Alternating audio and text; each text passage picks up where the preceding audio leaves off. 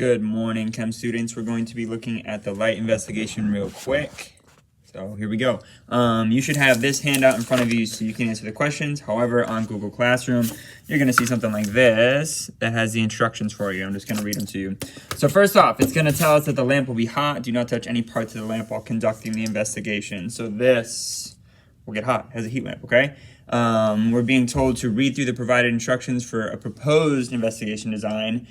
Use our class anchor chart in the investigation handout to outline the important variables to consider, change, and control for our investigation, okay?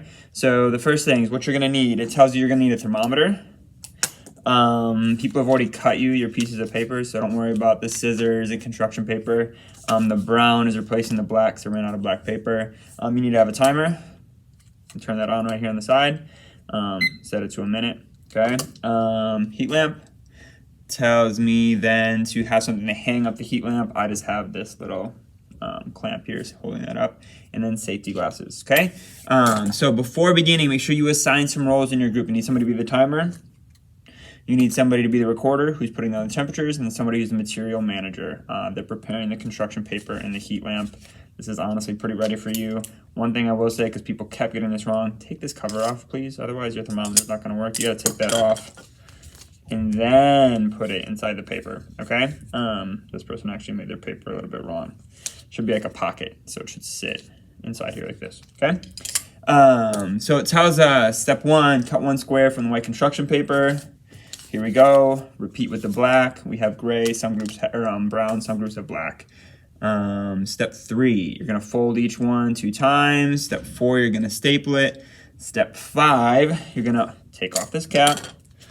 And again, I'm gonna restaple this one because I kind of got it wrong, but you're gonna slide that in there, okay? So I'm gonna end up having 2 that are slid up in here.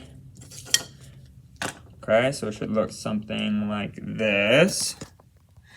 A little hard to see. This is your setup right here. Guess brown and white don't really look that good if it's a very sunny day. So you have the pockets directly under the heat lamp. The lamp is gonna get turned on. You'll plug it in.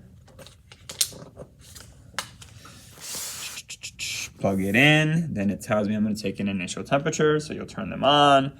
Make sure that they're not flashing on hold. You'll take the temperature, then you'll turn your light on. Start your timer. The recorder will then record the temperature every minute, okay? Your task now, because this video is ending, is to write what safety equipment you need.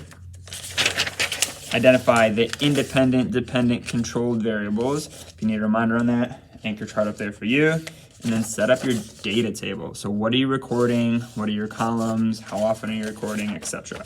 Once you have those things set up, let me know. I'll tell you, hey, you're good, you'll start the lab.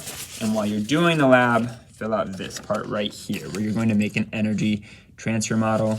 Again, if you need support, use the anchor chart.